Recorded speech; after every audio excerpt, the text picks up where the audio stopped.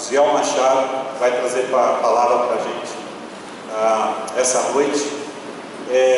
Eu conheço o Ziel, estava lembrando hoje, primeira vez que eu me encontrei com o Ziel foi dormir na minha república em Itajubá, que era um local bastante aconchegante, chamado na época de Biboca, para vocês terem uma ideia, tão ruim que era o negócio.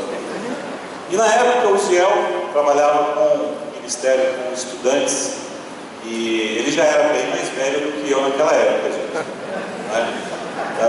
Eu era novinho, eu estava começando faculdade e tal, mas brincadeiras à parte, é um prazer muito grande, porque desde aquela época o Ziel foi uma referência para mim.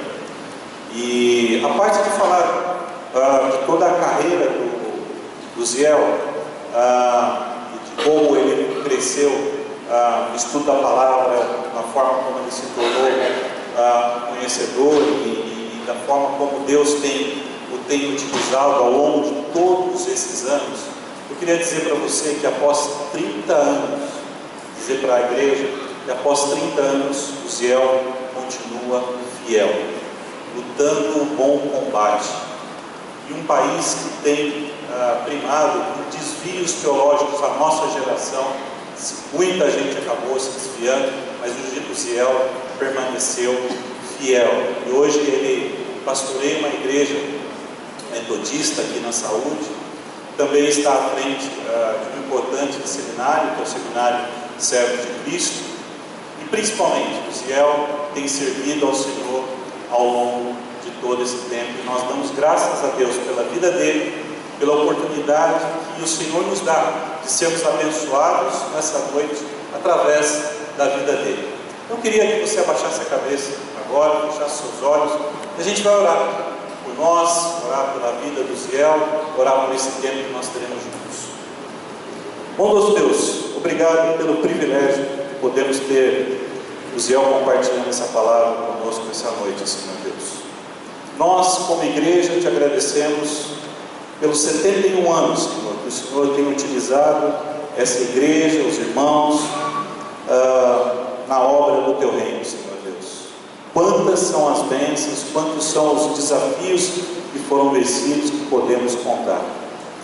E Deus, pedimos agora, Senhor Deus, com o coração agradecido, Pai, que o Senhor abençoe cada um de nós, abençoe o Ziel, que vai trazer a palavra dessa noite, e que possamos sair todos daqui, Senhor Deus, desafiados através do teu Espírito, Pai, entendendo a palavra que o Senhor tem para nós nessa noite. É no nome de teu Filho Jesus que nós oramos, clamando, Pai. Amém.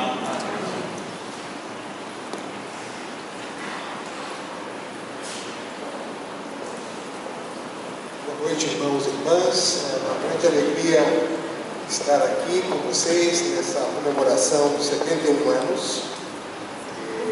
71 anos de ministério fiel, da graça do Senhor sobre vocês, por meio de vocês. Então, uma grande alegria poder compartilhar com vocês a palavra nessa noite. Eu fiquei pensando, que tipo de mensagem deve ser pregada por uma igreja que tem 71 anos?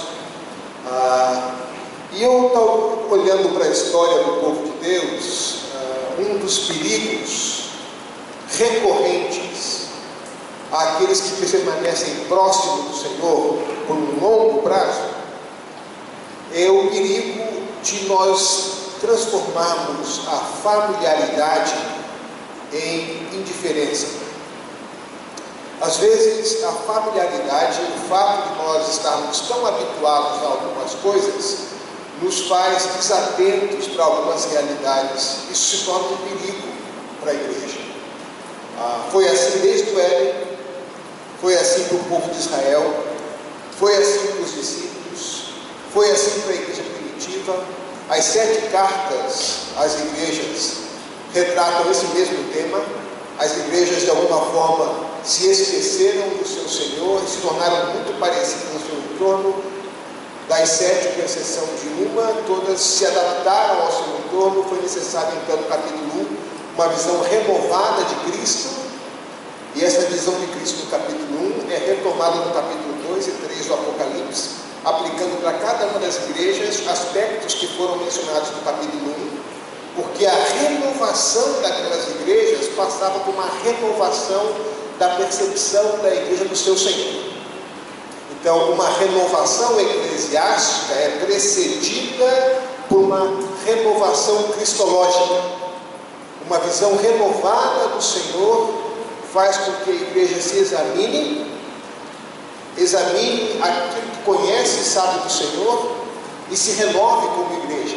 Então, um dos perigos que nós temos, não somente na vida cristã, mas em qualquer de nossos hábitos, é que a familiaridade, o fato de estarmos tão acostumados a fazer determinadas coisas, pode nos tornar desatentos a algumas realidades. Por exemplo, você está acostumado a andar numa calçada, então já não presta mais atenção, mas de um dia para o outro surge um buraco novo naquela calçada e a gente pode tropeçar. Eu, por exemplo, às vezes entro para tomar banho e percebo que estou enxergando tudo, porque eu esqueci de tirar o óculos. Então, tem alguma coisa errada, como eu estou indo tudo no banheiro. Aí eu percebo que quando cai o primeiro pingo de água no meu óculos, eu percebo que eu entrei no chuveiro com o óculos. Está tão ligado a mim que eu já nem percebo mais. Aliás, quando eu quero enxergar os meus sonhos, tenho que dormir de óculos, porque senão eu não enxergo, né? Mas é algo que faz tanto tempo que está comigo que eu já me habituei. E às vezes nem percebo, às vezes estou procurando o óculos com ele na minha cara. Eu estou, onde está meu óculos? Onde está meu óculos? Só acontece comigo isso? Não, né? Onde está meu óculos? Está aqui. E eu não percebo que eu estou enxergando todas as coisas. Onde está. A familiaridade faz com que eu me esqueça algumas vezes que isso não nasceu comigo. Isso aqui é uma coisa que eu tenho que colocar e tirar habitualmente. Então, o piloto de avião, vocês que já voaram, sabem disso. Cada vez que o piloto aterriza e chega no lugar que tem que chegar, ele faz uma checagem de todo o aparelho para informar para o piloto que sobe as condições. E o que sobe tem que fazer uma checagem minuciosa antes de decolar para saber se o aparelho está em perfeito estado, porque senão ele não pode decolar. Eles não podem esquecer o protocolo de segurança. Tem que checar item por item. Então, por causa da segurança, ele pode decolar e o outro pode aterrissar com segurança. Ele não pode dizer assim: eu já voei com esse aparelho tantas vezes, eu estou pilotando há tantos anos, já não preciso mais fazer isso. Não, ele tem que seguir o protocolo de segurança. Às vezes, a nossa familiaridade com o Senhor pode se tornar uma ameaça à qualidade da nossa relação com o próprio Senhor. Então, é sobre isso que eu quero falar com vocês hoje, sobre a necessidade dessa atenção redobrada na nossa caminhada. Mesmo tendo caminhado 71 anos com o Senhor, como igreja, é importante a gente prestar atenção em algumas coisas. De outra forma, ideias raras e diferentes entram sutilmente no meio da igreja e começam a mudar a nossa relação com o Senhor, a nossa compreensão da vida cristã, e os problemas começam a surgir. Eu comecei a dar conclusão do sermão, porque se alguém dormir, entrar em oração, já captou o sermão. Então, eu começo pela conclusão, porque aí, se você por acaso precisar orar, já sabe de que se trata o sermão. Em qualquer momento que você despertar, você vai estar ligado no sermão. Então, eu quero ler com vocês o Evangelho de Marcos, no capítulo 8, dos versículos 14 a 21. Esse é um capítulo bem ligado à questão da visão, da percepção da realidade. E aqui nós temos os discípulos caminhando com Jesus, numa situação bem específica, na qual Jesus vai fazer um alerta para eles com relação ao fermento. Diz assim o texto bíblico, Marcos 8, de 14 a 21. Os discípulos haviam se esquecido de levar o pão, a não ser um pão que tinham consigo no barco. Advertiu Jesus: estejam atentos e tenham cuidado com o fermento dos fariseus e com o fermento de Herodes. E eles discutiam entre si, dizendo: é porque não temos pão? Percebendo a discussão, Jesus lhes perguntou: Por que vocês estão discutindo sobre não terem pão? Ainda não compreendem nem percebem? O coração de vocês está endurecido. O coração de vocês está endurecido? Vocês têm olhos, mas não veem? Têm ouvidos, mas não ouvem? Não se lembram? Quando eu parti os 5 pães para os 5.000, quantos cestos cheios de pedaços vocês recolheram? 12, responderam eles. E quando eu parti os 7 pães para os 4.000, quantos cestos cheios de pedaços vocês recolheram? 7, responderam eles. E ele lhes disse: vocês ainda não entendem. Vamos orar uma vez mais? Senhor, agradecemos ao Senhor a oportunidade que temos de abrir uma vez mais a Tua Palavra, de contar com a orientação, o apoio, a instrução do Teu Espírito Santo. E nós queremos debruçar a nossa atenção, o nosso coração na Tua Palavra, pedindo ao Senhor que pela Tua misericórdia o nosso coração se torne suave, atento à Tua Palavra e disposto a obedecer. Te agradecemos por esses 71 anos de aniversário desta igreja. Pedimos que essa data seja uma data de grande renovação do amor desta igreja ao Senhor. Que o Senhor continue utilizando esta igreja como veículo nas Tuas mãos para o alcance de tantas pessoas, aqui e além. Nós oramos assim no nome de Jesus. Amém. Bom, então estamos diante dos discípulos de Jesus. Jesus não está andando com pessoas indiferentes, pessoas desconhecidas. Ele está caminhando com seus discípulos, pessoas próximas a Ele. E é impressionante que várias passagens da Escritura mostram como os discípulos, apesar da familiaridade, apesar de estar tanto tempo com Jesus, eles tinham a capacidade de fazer perguntas inadequadas, atitudes inapropriadas para situações as mais surpreendentes possíveis. Por exemplo, Jesus começa a lavar os pés dos discípulos. Enquanto Jesus lava os pés dos discípulos, eles discutem entre si. E o que discutiram? Quem é o maior entre nós? Jesus ouve a conversa e diz: vocês não percebem? Quem é que está lavando o pé de vocês aqui? O Senhor. Quem é o maior entre vocês? O Senhor. E por que é que vocês estão discutindo quem é o maior entre vocês, quando o maior entre vocês está lavando os pés de vocês?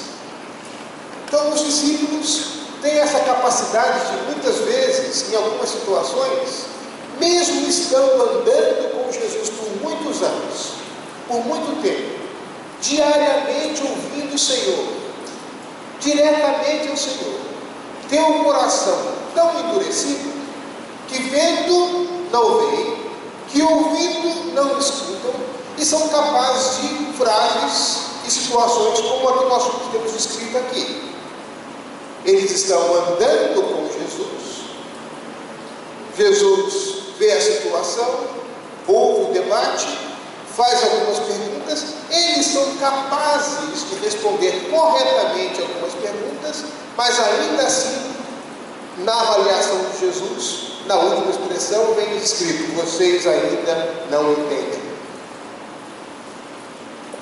Então, a primeira coisa importante, o fato de andarmos próximos do Senhor e com o Senhor por muitos anos, não assegura automaticamente que a nossa percepção da presença do Senhor é a mais adequada. O fato de andarmos com o Senhor muitos anos, de aprendermos da Sua palavra, não significa automaticamente que a nossa percepção da palavra do Senhor é a adequada. O fato de andarmos com o Senhor por muitos anos não nos assegura automaticamente um coração em sintonia com aquilo que Jesus gostaria que estivesse. E o problema para a igreja é que um coração endurecido ao Senhor também faz missão, também tem vida como igreja. Mas que tipo de vida como igreja nasce de um coração endurecido. Que tipo de obediência pode nascer numa comunidade que não entende aquilo que o Senhor expressa?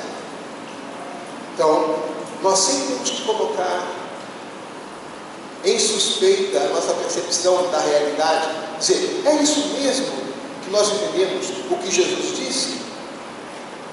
Por isso que é importante a comunidade cristã, a comunidade hermenêutica, na qual o Senhor se manifesta no meio da comunidade, e nós podemos corrigir a nossa percepção da palavra por meio do aporte de cada irmão, porque não é uma palavra de interpretação privada, de propriedade particular privada. É o próprio Senhor o melhor intérprete da Escritura. E muitas vezes nós podemos dar por sentado de que, pelo fato de estarmos andando com o Senhor por muito tempo, a nossa forma de pensar e a nossa forma de agir é a melhor forma. No caso de Israel, por exemplo, chegou um momento onde, inclusive, o culto, a expressão máxima de adoração ao Senhor, tornou-se algo repugnante ao Senhor. Israel se reunia para adorar o Senhor, e o profeta Isaías nos diz assim, que o Senhor disse, quem foi que pediu a vocês esse culto? Vocês me louvam com os lábios, mas o coração de vocês está longe de mim. Aquele momento mais importante na adoração, refletindo uma desconexão do povo de Deus com o seu Deus. E aqui nós temos então essa incredulidade que produz a cegueira. Nós temos os discípulos sofrendo do mesmo mal. Essa palavra fermento no Novo Testamento está ligado a algo que corrompe, a corrupção. Em Lucas 12, vemos como algo falso, algo hipócrita. Em Mateus 16, 12, vemos como um ensino que distorce a realidade. Então, o sentido da palavra fermento aqui é um sentido negativo, não é aquilo que faz crescer, é algo que corrompe, algo que torce a realidade, que muda a realidade, que compromete a verdade. Portanto, Jesus inicia a sua conversa fazendo um alerta, versículo 15, estejam atentos, estejam alertas, cuidado. Como eu disse, às vezes o costume faz com que a gente perca a atenção. No exército a gente aprendia a seguinte frase: o preço da liberdade é eterna vigilância. Não é isso? Cuidado, atentamente, porque muito sorrateiramente, de onde a gente menos espera, pode aparecer alguma coisa. Eu era pequeno, jogava futebol na vila onde nós morávamos. E eu, como nunca aprendi a jogar futebol com os pés, eu só sei caminhar e correr. Esse negócio de correr e chutar a bola nunca foi meu forte. Eu só era o dono da bola, então eu podia jogar porque a bola era minha. Mas como a bola era minha e eu não sabia jogar futebol, o lugar onde me colocava era no gol. Então nós estávamos jogando futebol na vila para as crianças, eram 12 casas na vila, minha casa era a última, nós jogávamos futebol na vila, que era mais seguro, os pais podiam observar. E teve um pênalti, alguém marcou um pênalti, eu era o goleiro, então eu me posicionei para defender aquele pênalti. E quando eu me posicionei para defender o pênalti, meus amigos lá na frente começaram a fazer para mim assim. Eu entendi que eles estavam dizendo para mim que o rapaz ia chutar de um lado ou do outro lado. Eu disse, está tranquilo, eu vou agarrar esse pênalti. E eu, tranquilo, eu não estava percebendo o que estava acontecendo. É que atrás de mim o portão da casa da vizinha abriu e saiu o bacê dela, o cachorro dela. E me viu naquela posição adequada para defender um pênalti por um lado, mas para ser abatido pelo outro lado. E como eu estava desatento, prestando atenção no batedor do pênalti, eu sofri uma falta canina. Fui abordado de maneira inadequada, indevida, naquela região que não se deve. E quando olhei para trás, tinha um bacê grudado em mim. E eu falei, por que vocês não me avisaram? Nós avisamos. nós fizemos assim, e eu achando que era para um lado, para pular. A outra vez eu estava em Teresina, no Piauí, no acampamento de ABU de estudantes, no meio de um mato. E enquanto eu dava a palestra, um menino gritou para minha frente e disse: pula, pula, o cavalo do cão está atrás de você. Eu só pulei de um lado, não sabia para que lado, eu não sabia que era cavalo do cão, eu só pulei. Imaginei que ia ser alguma coisa do inimigo, alguma coisa assim. E quando eu pulei, ele disse: que bom que você pulou para o lado certo. Nisso passa um besouro enorme, voando aqui, vum. E eu falei: é isso o cavalo do cão? Ele disse: isso, se ele ficasse, você ia ver o que era isso. Eu falei: graças a Deus que os irmãos olham para minhas costas, não é? E me fizeram perceber que o inimigo estava se aproximando de mim. O inimigo se manifestou, o cavalo do cão quase me pegou ali.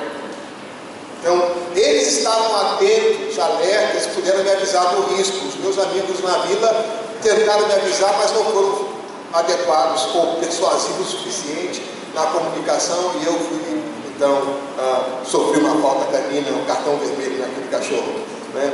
Enfim, aqui ele diz uma atitude na qual os discípulos de Cristo, a igreja de Cristo, deve andar atentos e alertas. Por quê, meus irmãos? Toda cidade tem uma gramática, toda cidade tem uma forma de pensar. São Paulo tem a sua forma de pensar. Existe um jeito de entender a vida na cidade de São Paulo. Muitas vezes a forma como a nossa cidade entende a vida não é a forma como a Bíblia nos ensina a viver. A cidade de São Paulo tem a sua gramática, aquilo que ela valoriza, aquilo que ela não valoriza, os seus verbos, os seus adjetivos. E se nós não estivermos atentos, muitas vezes essa forma de pensar na cidade entra sorrateiramente dentro da igreja e nós começamos a nos comportar semelhantes ao nosso entorno, mas indiferentes ao nosso Senhor. Vou dar um exemplo para vocês. Eu morava num outro país com a minha família, meus filhos pequenos voltavam da escola, e eles começaram a usar uma expressão em casa que eu comecei a ficar preocupado, porque todo o tempo essa frase saía. Eles diziam em inglês a frase I don't care, eu não me importo. Qualquer coisa que acontecia em casa, eu não me importo. I don't care, I don't care, I don't care. Um dia eu fui no café. Silêncio, agora quem vai falar sou eu. Nessa casa, we care. Nós nos importamos. Eles pararam assim, se assustaram. Eu falei: de onde vocês estão trazendo essa ideia de que nós não nos importamos? Que frase é essa que vocês usam o tempo todo, I don't care? Aqui nós nos importamos. Nós nos importamos com todas as coisas que acontecem com vocês. Nós nos importamos com a vida das pessoas. Nós nos importamos. Eu não quero mais, eu não quero mais ouvir essa frase aqui em casa. Aqui a frase que eu quero ouvir é we care. Aí eles se assustaram, mas entenderam. Eles estavam vivendo em outro país, aprendendo um outro idioma, aprendendo uma outra cultura, e sorrateiramente, sensivelmente, foi trazendo esses valores para dentro de casa. Então foi necessário que a gente tomasse a atitude de corrigir. Quando eles eram meninos pequenos, a minha esposa Solange tinha o hábito de gravar na televisão os programas que eles podiam assistir. Nós gravávamos naquele VHS. Os mais novos não sabem o que é isso, tem que entrar no Google perguntar o que é VHS, mas os mais antigos sabem o que é o VHS. Então ela gravava o Castelo Rá-Tim-Bum, gravava umas outras coisas lá. Então, quando terminava as tarefas da escola, entre a janta e um tempinho de dormir, eles podiam assistir um período de televisão e eles assistiam aquilo. Porque se nós não assistíssemos televisão com eles, eles iam absorvendo as coisas que as propagandas ensinam, que alguns programas ensinam. A gente chamava naquela época a televisão como babá eletrônica, lembra disso? A gente liga a televisão, deixa os meninos lá e eles ficam vendo a televisão o tempo todo, só absorvendo valores e princípios errados, muitas vezes errados. Não é que tudo não é ruim, a gente tem que selecionar o que é bom e o que não é bom, a gente tem que indicar. A gente criou uma propaganda, a gente criou uma dinâmica em casa, toda vez que a gente viu uma propaganda, eu perguntava para os meninos, o pega na mentira. Qual é a mentira dessa propaganda? Qual é a mentira? É que se essa pessoa fumar, ela vai ter câncer, não vai andar de cavalo, vai voar de helicóptero, ela vai morrer. Isso. Então a gente tinha a brincadeira, pega na mentira. Qual é a mentira dessa propaganda? Qual é a mentira dessa propaganda? E aí despertou neles o senso crítico. Como igreja, nós temos que fazer a mesma coisa. Criar critérios para estar atentos e alertas. Porque a nossa cidade, o nosso entorno, ditam formas de como nós devemos viver a nossa vida. A nossa cidade, o tipo de sociedade que nós vivemos, indica isso é valorizado, isso não é valorizado. Isso está bem, isso não está bem. E a pergunta é, qual é o critério que nós vamos utilizar para julgar se essas coisas estão adequadas ou não? Aqui os discípulos estavam desatentos. E aí Jesus disse, estejam atentos por causa do fermento. Olha, tem um texto, olha de onde vem o fermento. Dos fariseus, dos saduceus, dos herodianos. De onde vem o fermento? Vem dos núcleos de maior importância naquela sociedade. Vem daqueles que têm poder. Vem daqueles que são considerados mais importantes. Então, o núcleo de poder de uma sociedade, aqueles que definem como a sociedade vive, eles têm a capacidade de nos fazer pensar como eles. Então Jesus diz, atento ao fermento dos fariseus, dos herodianos, dos saduceus, dos grupos de poder.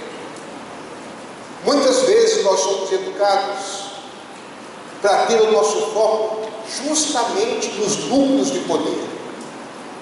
Somos educados muitas vezes a almejar ser parte dos núcleos de decisão.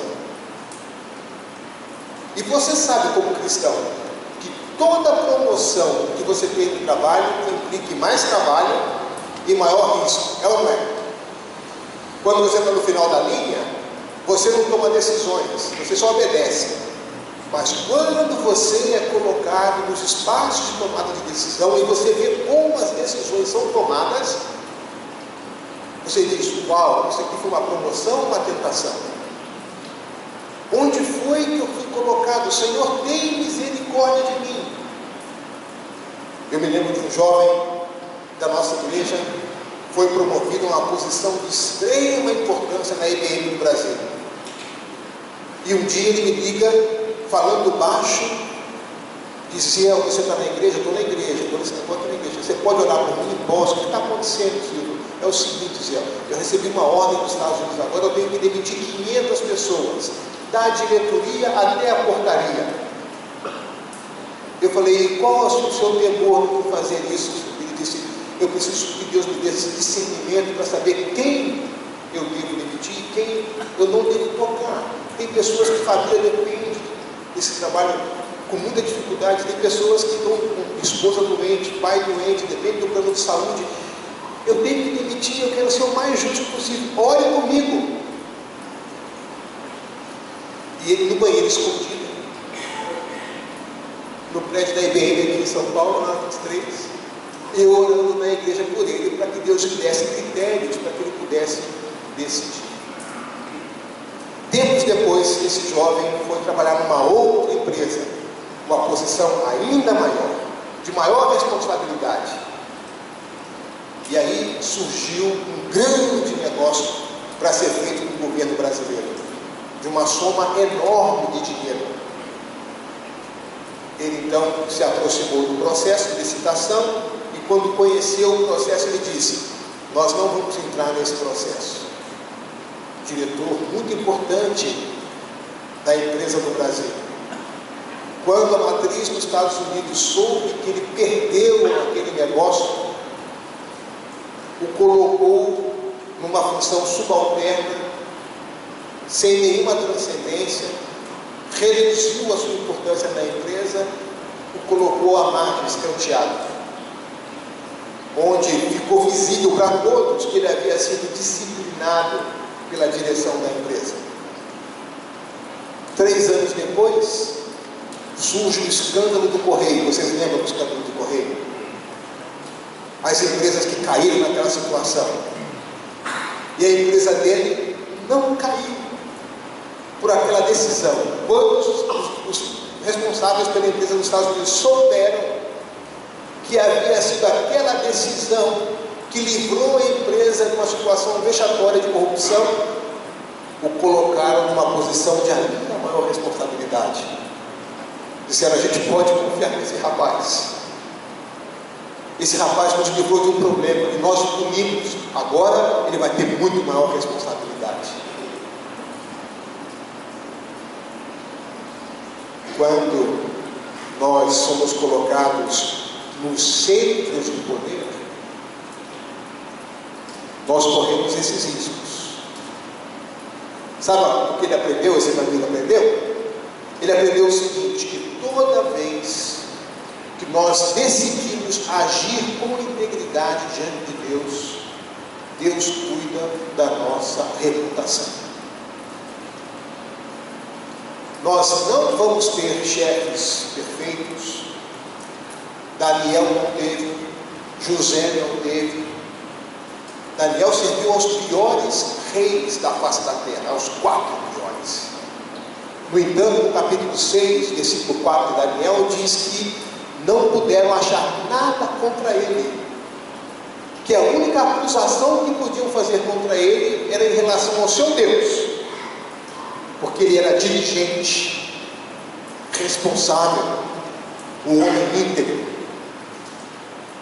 Então, muitas vezes o Senhor nos coloca, nos permite estar em situações de extrema responsabilidade, nos núcleos de poder, não para agir como eles agem, mas para que nesses espaços o testemunho do Senhor se manifeste por meio da integridade. Deixa eu contar para vocês outra experiência para vocês. Um jovem profissional de Fortaleza, era funcionário do Banco Central, ele e sua esposa em Fortaleza, e abriu uma vaga no Banco Central em Brasília. Nessa vaga ia concorrer outros funcionários do Banco Central, um concurso interno, e também havia um concurso externo para essa vaga. Esse jovem lá em Fortaleza percebeu que os seus colegas de departamento fizeram inscrição para essa prova, mas que ninguém deles sabia matemática financeira. Ele, como cristão, tomou a seguinte decisão: bom, eu vou ajudar vocês. Depois do expediente, quem quiser ficar aqui, eu vou ensinar para vocês matemática financeira. E as pessoas diziam: você está louco? Nós somos seu concorrente. Você vai ensinar para a gente aquilo que vai nos permitir, talvez, ganhar a posição de você? Não. Ele disse: eu creio num Deus que tem a minha vida em suas mãos. Se o Senhor quiser que essa vaga seja minha, não adianta vocês se esforçarem. Ela é minha e ninguém tasca. Agora, se o Senhor não quiser que essa vaga seja minha e seja de algum de vocês, eu terei tido o privilégio de servir a vocês, ajudando a vocês a entrar nessa vaga. Todo mundo achou estranho esse negócio, né? Bom, ele foi lá, ensinou os amigos. Um dia antes da prova, passou numa banca de jornal, viu lá uma revista sobre informática, sei lá o quê, comprou a revista, leu toda a revista. Quando ele chegou no dia seguinte da prova, para a primeira pergunta, o que ele havia lido na revista anterior, dia anterior. Ele falou assim: sinal de Deus esse negócio. Fez toda a prova. Quem foi o único aprovado em todo o país para aquele concurso? Ele. Mas o testemunho que ele deixou entre os seus amigos ali no Ceará foi impressionante. Não acabou a história aí, não. Ele chegou em Brasília, a esposa veio transferida, começaram a trabalhar lá, tiveram uma promoção e uma mudança significativa de salário. Ele tomou a decisão de dizer o seguinte: vou viver com o sustento da minha esposa, porque quando eu me converti, Deus me livrou de 2 coisas. Me livrou da usura e do machismo. O salário da minha esposa é suficiente para que a gente possa viver tranquilamente. Com o meu salário, o que eu vou fazer? Eu vou doar todo ele. E ele doava todo o salário para a obra missionária. Todo. Todo. Casa de obreiros. Ele dizia para mim assim: eu vou em tal cidade do Brasil, o que você conhece lá? Por quê? Porque eu quero ficar na casa do irmão, detesto ficar em hotel. Aí ele chegava na casa dos irmãos, a primeira coisa que ele fazia, pedia licença, abria a geladeira e os armários. Aí ele estava voltando, saía na rua de táxi, voltava com um monte de compra. Eu tenho um monte de amigo meu que até hoje me dá endereço da casa para colocar na lista. Se vocês quiserem também, pode colocar aqui. 10% vem para a igreja, tá bom? Então ele ia dizer assim: eu adoro ir para a casa dos irmãos, porque aí eu deito no chão, mas a gente lê a Bíblia, a gente canta os hinos, ora à noite, faz culto doméstico. Isso que é bom. Ficar sozinho no hotel é horrível. Um dia, esse rapaz chega no trabalho, uma pessoa se aproxima dele, um colega de departamento. Esse colega ia ser demitido do Banco Central por justa causa. Agora imagina o que é que faz alguém perder um emprego por justa causa no Banco Central. Não era pouco rolo, era um rolo grande. Ele estava para se divorciar, vivia endividado com jogos e apostava e perdia dinheiro, pedia dinheiro emprestado a todo mundo, não pagava ninguém, tinha uma fama péssima. Aí ele chega para esse meu amigo e diz assim: você é o único cristão que eu conheço, você é a minha última possibilidade de ajuda, eu preciso que você me empreste e disse o valor. Quando ele disse o valor, esse meu amigo se assustou, pediu a ele para orar durante uma noite, depois ia conversar com ele. Chegou em casa e ligou para mim: Ciel, me ajuda a orar. Esse rapaz está nessa situação, e a quantidade de dinheiro que ele pediu para mim era todo o dinheiro que eu e minha esposa conseguimos guardar esse tempo todo. O que eu faço? Eu digo: rapaz, se eu soubesse que você tinha esse dinheiro todo, eu tinha pedido esse dinheiro antes. Na próxima vez eu vou entrar na fila, né? Com essa facilidade toda. Eu falei: eu não sei o que você vai fazer, nós vamos orar e amanhã a gente conversa. Tá bom, oramos. De manhã ele me liga: é o seguinte, tomei a seguinte decisão. Foi Deus que me deu esse dinheiro, cada centavo dele. Foi Deus que me colocou onde ele me colocou. Eu não vou ser a última porta para esse rapaz. Eu vou devolver esse dinheiro para o Senhor, eu vou ofertar esse dinheiro para esse rapaz. Se esse rapaz me pagar, glória a Deus. Se ele não me pagar, é uma oferta para o Senhor. Ele foi lá e emprestou o dinheiro. Vocês podem imaginar os adjetivos que ele recebeu do Banco Central quando souberam que ele havia emprestado esse dinheiro. Essa forma de pensar, essa forma de agir, não é a forma de pensar e de agir que o nosso entorno valoriza. O nosso entorno valoriza outras formas de pensar e agir. Bom, para encurtar a história, esse rapaz pagou todas as suas dívidas, recuperou o casamento, não foi demitido por justa causa, pagou todo o meu amigo, todo o dinheiro que devia, e hoje ambos são membros da mesma igreja lá em Brasília. Ele disse: eu não conheci o Senhor até o dia que eu encontrei você no corredor. Aí eu vi que Deus existe e Deus me ama, porque só Deus para tamanha loucura. A forma como esse meu amigo lida com o dinheiro, com a necessidade alheia, com a possibilidade que ele tinha, não é a forma que o nosso entorno nos ensina a pensar, mas é a forma como a Escritura espera que a gente trabalhe. Mas nós sorrateiramente, sem vigiar, sem estar atento, vamos absorvendo o fermento dos fariseus que estão no nosso entorno. O fermento, a forma de pensar da nossa sociedade, a gramática da nossa cidade. E vamos introduzindo na vida da igreja essas formas de pensar, inclusive batizamos com nomes santos, muitas vezes de prudência e outras coisas mais. Como se a Bíblia nos encorajasse a imprudência. Claro que não. Claro que não. Então aqui os discípulos estavam desatentos à forma como os centros de poder da sua sociedade, os fariseus, os saduceus, os herodianos pensavam. Isso entrou na cabeça dos discípulos e provocou esse absurdo lógico. Versículo 16: E eles discutiam entre si, dizendo: é porque não temos pão? Ou seja, os discípulos estão preocupados com o pão diante do Senhor, que acabara de multiplicar o pão, não uma vez só, mas 2 vezes. Como é que eu vou ficar preocupado com o pouco pão que cada um tem, diante do Senhor que multiplicou há pouco tempo atrás por 2 vezes os pães? Aí Jesus faz a pergunta para eles: vocês não sabem quantos cestos sobraram na primeira vez? Quantos cestos sobraram na segunda vez? Eles responderam corretamente. A memória funcionava, a percepção estava equivocada. E esse absurdo lógico, esse fermento dos fariseus, provocou uma enfermidade espiritual nesses jovens aqui.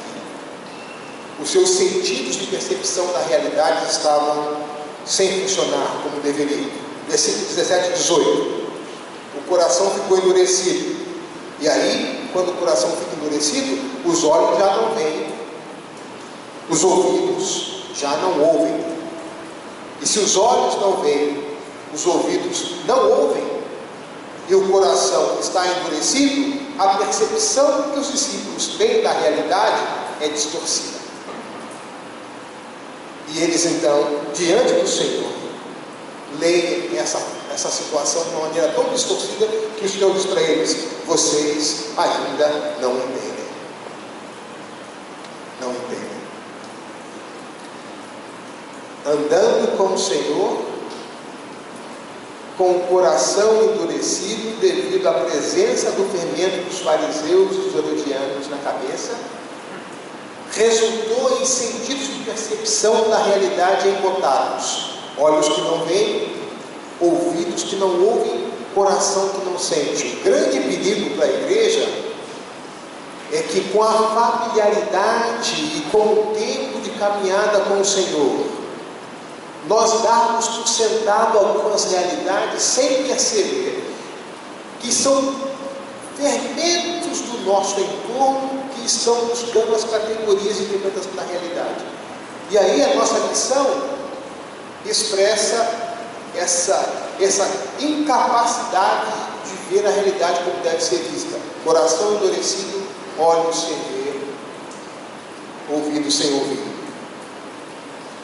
Isso aconteceu com os discípulos e voltou a acontecer novamente com a igreja. Se vocês abrirem 1 Coríntios 14, 20, vocês vão ver o apóstolo Paulo lidando com a mesma situação agora na igreja de Corinto. E é mais interessante, porque no capítulo 1, versículo 7, Paulo diz assim à igreja de Corinto: a vocês não falta nenhum dom. Uma igreja repleta de dons, não lhes faltava nenhum dom sequer. É isso que o apóstolo Paulo fala para eles no primeiro capítulo. Agora no capítulo 14, 20, olha o que o apóstolo Paulo diz para eles: irmãos, não pensem como crianças. Quanto ao mal, sejam crianças, mas no modo de pensar, sejam adultos. Olha o perigo aqui. Nós podemos de novo pensar que, pelo fato de que os dons do Espírito Santo se manifestam de maneira plena e abundante na igreja, que isso seja um atestado da nossa idoneidade e capacidade de pensar. Que isso seja um atestado que comprove a maturidade da igreja. O apóstolo Paulo está dizendo: não, vocês têm todos os dons, no entanto, vocês pensam como crianças. Sejam adultos na forma de pensar. Mesmo uma igreja repleta dos dons, pode continuar pensando como criança. Então, qual é o grande desafio de uma igreja? Seguir amadurecendo a sua forma de pensar. Seguir pensando de forma adequada. Seguir tendo critérios para olhar a realidade e julgar a realidade à luz da Escritura, e não o contrário, de adaptar a Escritura à sua realidade. Spurgeon, grande pregador, diz uma vez o seguinte: quando você não consegue ver a mão de Deus na sua vida, no meio de uma situação difícil, continue confiando no Senhor, mesmo agindo na sua vida. Por quê? Porque o Senhor tem um coração bom. Confie no Senhor. Não permita que a realidade julgue o caráter de Deus. É o caráter de Deus que julga a realidade. Deixa eu contar uma historinha para vocês. Essa historinha é inventada, tá bom? Não é verdade. Conta-se que num povoado na China tinha um grande fazendeiro chamado Xing Ling. E o Xing Ling tinha uma égua no seu rebanho e vários cavalos, mas somente uma égua. E aí essa égua do Xing Ling fugiu. E aí os vizinhos vieram a Xing Ling, que maldição, sua única égua fugiu. Aí o Xing Ling respondeu: bênção ou maldição, quem sabe. Passado um tempo, a égua do Xing Ling voltou e trouxe consigo muitas éguas selvagens, e entrou no rebanho, e a vizinhança veio correndo e falou: Xing Ling, que bênção, olha só, a sua égua voltou e trouxe consigo muitas éguas selvagens. E o Xing Ling respondeu: bênção ou maldição, quem sabe. Aí o filho do Xing Ling resolveu domar uma dessas éguas. O filho mais velho, bonito, forte, foi domar essa égua, e a égua derrubou o filho do Xing Ling. Ele caiu, quebrou os dois braços, as duas pernas, e o pessoal correu: Xing Ling, que maldição essas éguas, seu filho todo quebrado, olha só que maldição. Ele disse: bênção ou maldição, quem sabe. 3 dias depois, um povoado estrangeiro veio e invadiu as terras do Xing Ling e dos vizinhos, e levaram escravos, todos os primogênitos saudáveis. E o filho do Xing Ling estava todo quebrado, não foi. E o pessoal: Xing Ling, que bênção, seu filho todo quebrado não foi. Ele disse: bênção ou maldição, quem sabe. Vocês podem continuar inventando a história como vocês quiserem.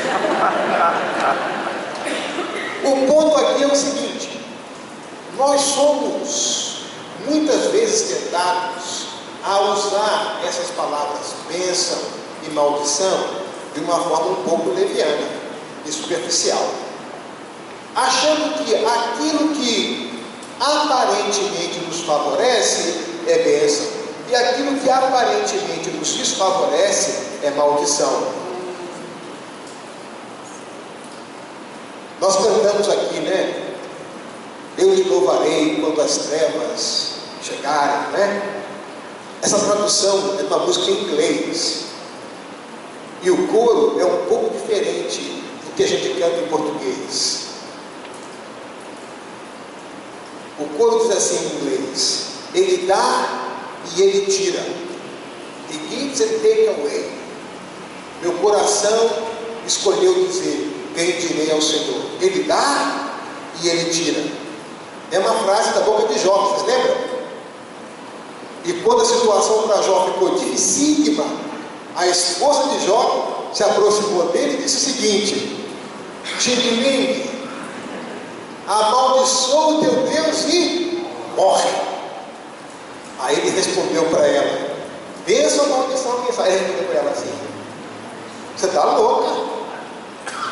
O Senhor dá, o Senhor tira, bendito seja o nome dele. Eu não vou julgar o caráter de Deus por causa das circunstâncias que eu estou passando. Não são as circunstâncias que julgam o caráter de Deus. Deus é bom, sempre bom, e eu posso confiar nesse Deus que é bom. Quando as coisas me favorecem, Deus é bom. Quando as coisas não me favorecem, Deus continua sendo bom. E no final das contas eu sei: se Ele está a meu favor, quem pode estar contra mim? O que pode estar contra mim? Agora, as nossas circunstâncias dizem assim: perdeu o emprego, que tragédia. Ganhou o emprego, que alegria. Não é sempre assim, gente? Ou você perde o emprego, aí chega o seu cunhado, que não é cristão, a sua cunhada, e diz assim: como é que pode a gente perder emprego? A sua sogra, que não é cristã, diz assim: que crente perde emprego? Achei que você tinha uma proteção especial. Não é verdade isso? Aí você olha assim: Senhor, eu repreendo. Né?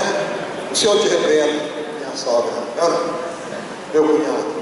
Porque essa é a forma de pensar. Mas muitas vezes, nós, como povo de Deus, pensamos da mesma maneira. E permitimos que as circunstâncias julguem o caráter de Deus. E não que o Senhor julgue a circunstância. Quando a coisa fica difícil, o que a Bíblia nos diz?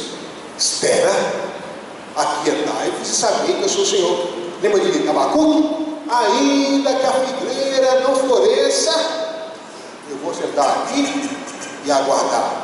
Lamentações de Jeremias: quero trazer à memória aquilo que me pode dar esperança. Bom é guardar o Senhor.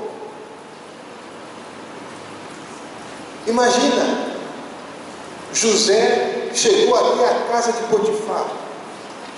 Aí o Potifar viaja e a mulher de Potifar pede para José trocar aquela lâmpada.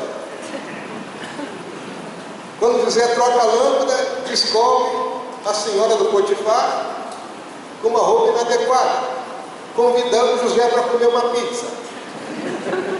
Ele diz: de jeito nenhum, não posso pecar contra o meu Deus, nem contra o meu Senhor. E se manda. Aí a senhora Potifar, não sei se é a Patifar, mas enfim, a senhora Potifar retém uma parte das vestes de José, lança sobre ele uma mentira, e ele tem que voltar para a prisão. E chega na prisão, a cabeça dos presos: e por que você fez isso? Você já estava lá mesmo? Não. De jeito nenhum. De jeito nenhum. Quando eu cuido do meu coração íntegro diante de Deus, Deus cuida da reputação. Tempos depois, José volta para um lugar ainda maior de responsabilidade. Isso não quer dizer que ele amargou algum tempo lá.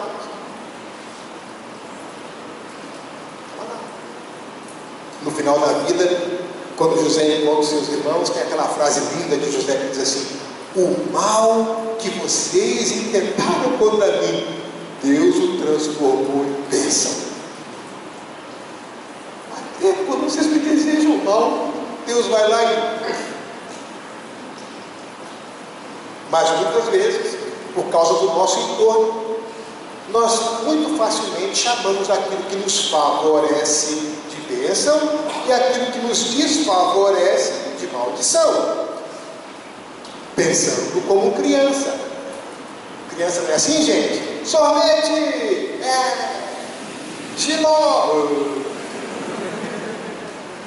Picolé! Vacina! Não é? E vocês sabem que são pais, aquele olhar que o filho te dá quando você o leva para tomar vacina e ele achava que ia passear no shopping. Sabe? Eu me lembro, eu tinha uns 8 anos, fiquei com uma unha do pé encravada. E meu pai me fez um convite: filho, vamos lá na empresa hoje? Eu adorava ir na empresa onde meu pai trabalhava. Ele trabalhava na Fars com pneus. Eu gostava de ver aquela fábrica de pneus fazendo os pneus. Falei: claro, pai, que alegria, meu pai me convidou para o trabalho dele hoje. Aí eu fui na fábrica ver os pneus sendo feitos. E no meio do caminho o papai falou assim: vamos naquele corredor ali. E eu, como criança, creio no pai, né? Fui seguindo meu pai. Nisso tinha uma porta com uma cruz na porta, assim, ó. Falei: o que é isso? Tem uns amigos aqui, vamos lá. Aí eu entrei. Quando ele fechou a porta, atrás da porta tinha uns armários de branco, uns armários, uns homens enormes. Meu pai falou assim: meu filho, deixa eles verem seu dedo. Eu lancei um olhar no meu pai que foi assim: Judas, Judas, Judas, Judas. Eles já me pegaram e tiveram que fazer força, mas resolveram a questão. Mas o meu coração ficou ferido, porque meu pai me levou para o calabouço. Eu só fui me lembrar dessa história quando levei o meu filho mais velho para tomar vacina, já grandinho. E quando ele viu o tamanho da seringa, olhou para mim com o mesmo olhar. Eu falei: deve ter sido isso que meu pai sentiu um dia. Aí eu orei assim: Senhor, que ele tenha muitos filhos.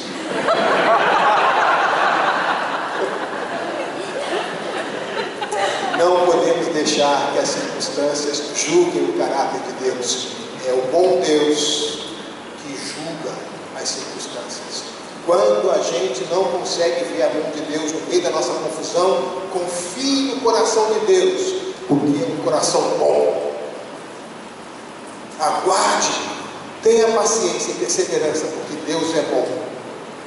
Então, essa igreja foi desafiada a pensar de uma forma adequada, a amadurecer a sua forma de pensar. Já não sei nem quanto tempo passei aqui, mas vou terminando porque outro dia eu volto e a gente continua. Mas enfim, desenvolver uma mente cristã é algo importante. Essa forma de pensar adequadamente, porque Deus nos fez seres racionais. E quando nós agimos de forma racional, nós glorificamos ao Deus que nos criou seres racionais. É motivo de dar glórias a Deus uma mente que se disciplina e se educa e segue amadurecendo, pensando a sua fé de forma madura. Às vezes a gente se dedica tanto na vida secular a estudar matemática, física, geografia, história, e a gente fica profissionais altamente competentes, mas na vida da fé a nossa mente ainda continua pequena, como crianças. E o desafio é a gente crescer dos dois lados. Educar a nossa mente para crescer profissionalmente, na nossa área profissional, na nossa área de estudo, mas também na nossa reflexão bíblica, crescer da mesma forma, amadurecer da mesma forma. Porque quando nós fazemos assim, nós glorificamos a Deus. Quando nós desenvolvemos a nossa mente, a nossa vida de adoração é afetada. Na Espanha, gente, muitas igrejas na Espanha têm um hábito diferente do nosso aqui no Brasil. Eu, durante muito tempo, trabalhei com eles lá e eu fiquei surpreso com a maneira como eles começam o culto. O culto começa com uma oração e em seguida a pregação da palavra. Nenhum cântico, oração e pregação da palavra. Eu fiquei achando estranho. E por que vocês fazem assim? Isso. Depois que a palavra é pregada e a gente processa e recebe a palavra do Senhor, a gente responde ao Senhor com adoração. E eles têm um tempo de cânticos depois da exposição, como resposta em adoração àquilo que Deus lhes falou pela palavra. E aí vai um tempo longo de cânticos, respondendo ao Senhor em adoração. O Salmo 9:10 diz assim: aqueles que confiam, que te conhecem, confiam em ti. Então, quando a gente recebe a palavra do Senhor, a gente responde ao Senhor em adoração. Então, o desenvolvimento da nossa mente glorifica a Deus, ajuda a cada um de nós no que diz respeito à nossa vida de adoração. Não somente isso, uma das perguntas que a gente sempre faz: como eu vou discernir a vontade de Deus nesse momento? Salmo 32, versículos 8 e 9 diz assim: eu vou guiar você, eu vou instruir você, eu vou conduzir você, não como a mula e como o cavalo. Por quê? Porque eles não têm entendimento. Deus vai nos guiar, instruir, orientar, mas nós não somos como mula e cavalo que não tem entendimento. Esse versículo você não pode esquecer nunca mais. Salmo 32, 8 e 9. Porque a vontade de Deus não passa por aqui, passa por aqui, mesmo quando eu não a entendo plenamente. A revelação de Deus não implica o supressão de inteligência. Mesmo quando eu digo não entendo, eu estou usando a minha mente para reconhecer o meu limite. É impressionante o apóstolo Paulo no caminho com o Senhor. Quando ele encontra o Senhor, ele cai. Ele não cai do cavalo, né, gente? O texto não menciona cavalo, na verdade. Quem cai do cavalo é São Jorge, é outra história. Mas Paulo não, né? Ele cai, não sei se é do skate, do cavalo, da carroça, ele cai, né? E ele vê aquela luz e ele diz: quem é? Quem é? E o Senhor responde: eu sou aquele que você persegue. Eu estou perseguindo a igreja. Você está perseguindo a mim. Então, quando nós desenvolvemos a nossa mente cristã, nós aprendemos a discernir a vontade de Deus. Quando nós desenvolvemos a nossa mente cristã, nós fortalecemos o nosso testemunho. 2 Coríntios 5,11 diz assim: de levar todo pensamento cativo a Cristo, persuadir a pessoa. Olha o verbo, persuadir, instruir a pessoa. Portanto, uma mente cristã é uma mente teológica, é uma mente que tem o seu foco em Deus e na palavra de Deus. Uma mente cristã é uma mente histórica, ela é formada pelo passado, vivendo de forma responsável no presente, refletindo sobre o futuro. Uma mente cristã é uma mente humanitária, ela está profundamente comprometida com o bem-estar dos seres humanos. Uma mente cristã é uma mente ética, porque ela é sensível aos padrões morais de Deus. Uma mente cristã é uma mente confiável, porque se compromete em obediência à revelação de Deus como verdade. Uma mente cristã é uma mente estética, porque ela aprecia o bom, o belo e o verdadeiro. Uma mente cristã é uma mente ecológica, ela está preocupada com a criação de Deus. Como igreja, nós temos um enorme desafio de preparar os nossos filhos, os nossos jovens, para desenvolverem a sua mente cristã, para que eles possam aprender a lidar com as pressões do entorno. Agora a gente não ouve muito isso, mas na minha época era muito comum ouvir lá no Rio de Janeiro, a cidade onde eu venho, dizia assim: cada jovem que vai para a universidade é mais um que abandona a fé. Porque as pessoas viam a universidade como uma ameaça à fé. Quando eu entrei no curso de História, as irmãs da igreja disseram assim: lá vai um fiel e vem um comunista. E elas estavam certas. Foi muito bom elas terem orado comigo. Foi muito bom terem colocado livros e pessoas ao meu lado para me ajudar a ler e entender a minha Bíblia adequadamente. De outra forma, a maneira de pensar minha seria completamente levada por aquilo que era dominante no meio onde eu estava na universidade. Ter encontrado o grupo da ABU na minha escola foi fundamental para me ajudar a pensar a minha fé frente àqueles desafios. Mas não só o estudante universitário, o profissional que tem que tomar decisões importantes na economia, que tem que contratar pessoas, tem que lidar com situações difíceis, éticas, profissionais, na formação de equipes, cumprir metas, enfim. Cada um de vocês enfrenta uma realidade lá fora e nós precisamos ter a nossa fé forte o suficiente, sedimentada o suficiente para poder pensar biblicamente cada aspecto da nossa vida. Eu tenho 3 filhos. Os 2 primeiros se encantaram com animais, definiram a sua profissão com animais. Um é zootecnista, o outro é veterinário. Mas ficaram com ciências básicas. Então, o mais velho está terminando o doutorado agora com doenças mitocondriais. Isso é tudo que eu sei falar. Depois disso, eu decorei essa frase. O segundo trabalha com célula-tronco. Então, eu sempre primeiro falo o seguinte: ele vai lá, pega a célula do animal, pode ser do ser humano também, vai na célula, pega a mitocôndria, na mitocôndria pega o DNA, vê possíveis enfermidades que aquele organismo vai desenvolver, alterna esse DNA e cria uma vacina para desprogramar essa enfermidade. Negócio doido. O outro pega célula da pele, transforma em célula-tronco, depois transforma em neurônio, para trabalhar com cachorrinhos que têm paralisia. Também se aplica para ser humano. Aí eu fui assistir a defesa de tese do meu filho, do mais velho. Sentei ao lado dos meus filhos e começou então a defesa de tese. Eles estavam falando em português. Por 4 horas, 5 horas, eles falavam português e eu não entendi uma palavra sequer. E eu perguntava para o meu filho do meio e falava: Lucas, o que está acontecendo aqui? Papai, ele está bem, é isso mesmo.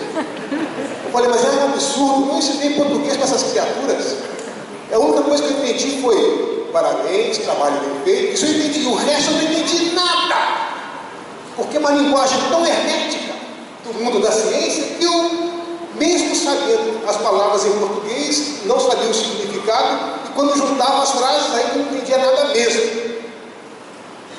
E eu fiquei pensando: esse é o mundo no qual os meus filhos vivem.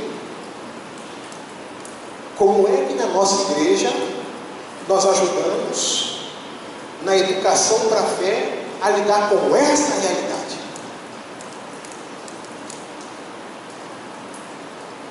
Como é que eu ajudo os profissionais da nossa igreja a lidar com os seus conflitos profissionais? Como é que eu ajudo as famílias da nossa igreja a lidar com os conflitos familiares? Vocês sabem que a família é uma instituição sob ameaça o tempo todo. 90% do meu aconselhamento pastoral tem a ver com famílias. Famílias. E se eu ficar no escritório da igreja 20 horas, às 20 horas eu vou ouvir sobre famílias. Como é que a gente prepara as nossas famílias da igreja com a sua fé em Cristo para lidar com os problemas que afligem hoje a família evangélica, a família brasileira como um todo? Então, o nosso entorno é complexo, é difícil. E se nós não desenvolvermos a nossa mente com maturidade, com profundidade bíblica, nós podemos correr o risco de permitir que os fermentos do nosso entorno entrem na nossa forma de pensar, como aconteceu com os discípulos. E aí o nosso coração fica endurecido, os nossos olhos não veem mais, os nossos ouvidos não escutam mais, nós não vamos entender nada. Mesmo estando caminhando com o Senhor por 71 anos. Isso aconteceu com os discípulos, aconteceu com o povo de Israel, aconteceu com a igreja e segue acontecendo nos dias de hoje. Qual o desafio que eu deixo para vocês? Para os próximos 71 anos, fazer uma grande avaliação pedagógica na igreja e perguntar: quais são os dilemas e desafios que os nossos membros enfrentam por causa do ambiente no qual vivem, por causa do ambiente no qual trabalham, por causa do ambiente no qual estudam? Quais são as coisas que ameaçam a fé? Quais são as coisas que confundem a fé? Quais são as coisas que entram pela cabeça e vai mudando a forma das pessoas agirem, de tal forma que já não se parecem mais com Cristo, já estão mais parecidos ao seu entorno? E aí temos que abrir a Bíblia de novo, buscar no Senhor o discernimento, a profundidade, para fazer frente a esses novos desafios. Os mais antigos, experientes aqui, sabem que o mundo se tornou cada vez mais complexo, não é verdade? Antigamente, nós educávamos nossos filhos perto dos avós, dos tios, da família, não é verdade? Hoje, pelo menos na minha igreja, são poucas as famílias que eu tenho uma família um pouco maior presente na igreja.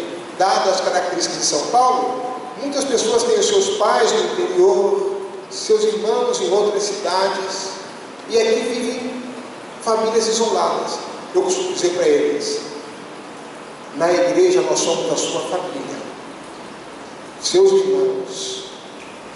Uma vez o meu filho veio falar assim: pai, eu quero fazer um investimento em tesouro nacional. O que você pode me dizer sobre isso? Eu falei: nada, meu filho, eu não entendo nada disso. Eu só sei poupança. Poupança é a única coisa que eu entendo. Negócio de tesouro nacional, bolsa de valores, eu não tenho a mínima ideia. Mas lembrei, mas o tio Mário sabe disso. Ligou para o tio Mário, você pode me ajudar com esse negócio de investimento no tesouro nacional? Tá? Vem aqui. Aí explicou lá como fazia investimento. Esse ano agora eu vou fazer o imposto de renda do meu filho. Quando eu olhei, eu falei, rapaz, de onde vem esse dinheiro todo? Pai, as dicas do tio Mário. E por que você me ensina a fazer esse negócio também? Porque o pai aqui não sabe. Eu não tenho informação sobre isso. Eu aprendi a fazer poupança e a não gastar mais que outro bolso põe, né? Assim como os filhos do tio Mário também têm informações que eles precisam que o pai não tem, mas que o tio Ziel pode dar. E aí o tio Ziel ajuda os filhos do tio Mário, o tio Mário ajuda os filhos do tio Ziel, e aí nós vamos cooperando e criando famílias fortes na igreja. Nós vamos apoiando uns aos outros. Eu lembro de uma época, uma situação crítica, onde eu dizia A para minha esposa, ela entendia B. Ela respondia C, eu entendia D.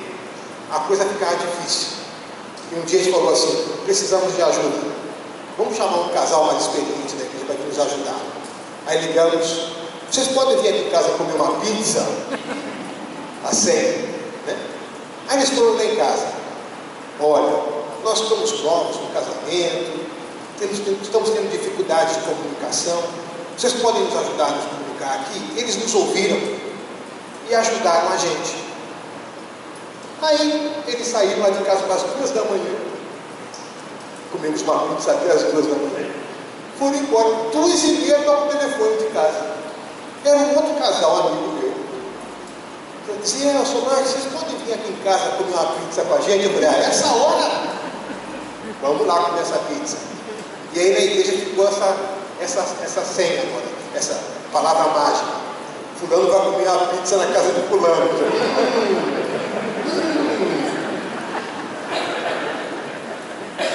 O fato é que nós não tínhamos nossos pais. Meus pais moravam a 8 horas de distância, meu sogro a 6 horas de distância, meus cunhados todos no Rio de Janeiro. Nós não tínhamos ninguém perto da gente para sentar com a gente e dizer assim, meus jovens, essa situação da comunicação do casal se resolve assim, olha, ela fala e você obedece. Seria fácil. 30 anos de casado para poder aprender o seguinte, quando a minha esposa faz pergunta, não é para responder. Eu sempre achei que era para responder.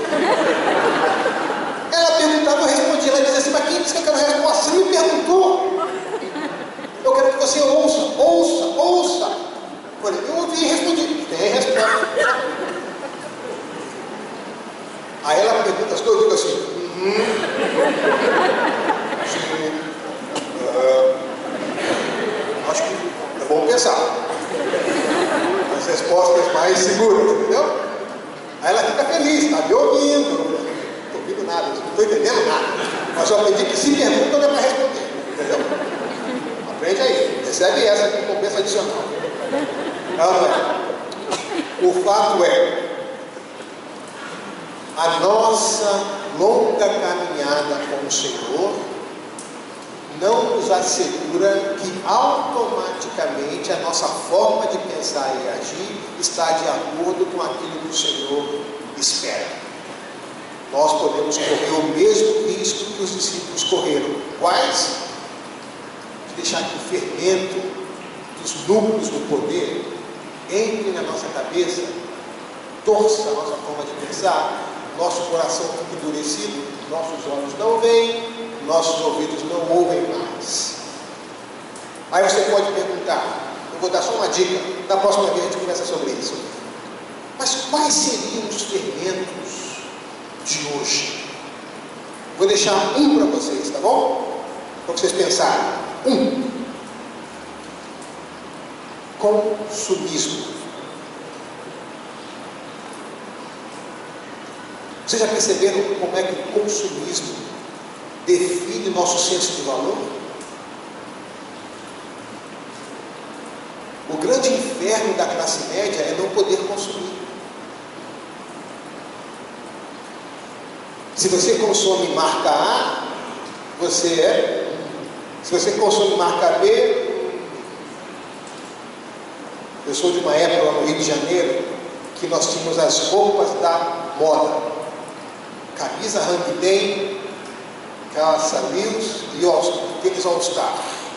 Original, aquele que vinha com pé, não, você tem que colocar o algodão no meio para poder ficar com aquele pé de pateta. Se você saía na rua com camisa Hang Ten ou Waikiki, calça Lewis e tênis All Star, as pessoas diziam assim: papo firme, chuchu beleza, joia. Imagina isso daquela época. Se você não tinha essas roupas, no seu grupo, nós sofríamos o que hoje se chama de bullying. A tal ponto que na minha cidade tinha lojas que vendiam só etiqueta. Aí você comprava uma roupa no paralelo, chegava em casa com a etiqueta e pedia para sua mãe e para sua avó costurar a etiqueta. E aí você, com a etiqueta exposta, você fazia parte do grupo. Porque a etiqueta era original, a roupa não. Mas o que importa é a aparência, é o resto. Porque o consumismo define valor. Esse é um fermento que entrou na nossa cabeça. Quando eu conversava com a minha bisavó sobre o que era necessário para casar, a resposta dela era uma. Com a minha avó foi outra. Com a minha mãe era outra. Com a minha esposa foi outra. E com a minha filha eu nem pergunto. Porque o sentido de necessidade, de básico, evoluiu. E o consumismo define isso. Esse é um fermento que a gente acriticamente deixa entrar na nossa cabeça e começa a nos colocar em situações difíceis. Eu tenho famílias endividadas na minha igreja porque tem um padrão de consumo maior do que as suas possibilidades. Simplesmente porque num lugar onde mora, todo mundo tem que consumir aquelas coisas e tem que responder à expectativa. Eu me lembro de um jovem em Brasília, que no curso de economia, todos os seus amigos da UNB tinham carro, ele não tinha. Sabe o que ele fazia? Ele descia de ônibus no meio do estacionamento, vinha por entre os carros e entrava na sala sacudindo uma chave de casa para dar a impressão que estava com o carro no estacionamento, morrendo de medo que alguém lhe pedisse carona, só para dar a impressão de que tinha um carro no estacionamento, porque todo mundo tinha e ele ia de ônibus para a escola. Está percebendo como é que é o negócio? O consumismo entra na nossa cabeça e é impressionante as ciladas que esse fermento coloca no nosso coração. Então, vamos aprender com a Escritura a desenvolver uma mente cristã madura, em profunda sintonia com o Senhor, não tomando por sentado de que o fato de estarmos caminhando com o Senhor há 71 anos implique necessariamente ou automaticamente que a nossa forma de pensar e agir é a melhor forma. Então a gente tem que orar para o Senhor e perguntar: Senhor, se o meu coração está endurecido, quebra. Me dá um coração novo, uma perspectiva nova, um olhar novo, ouvidos novos, para que eu possa ser sensível à tua voz, de maneira que em qualquer situação que o Senhor requerer de mim obediência, eu esteja pronto a obedecer e responder ao Senhor da melhor maneira. Que Deus abençoe vocês. Amém.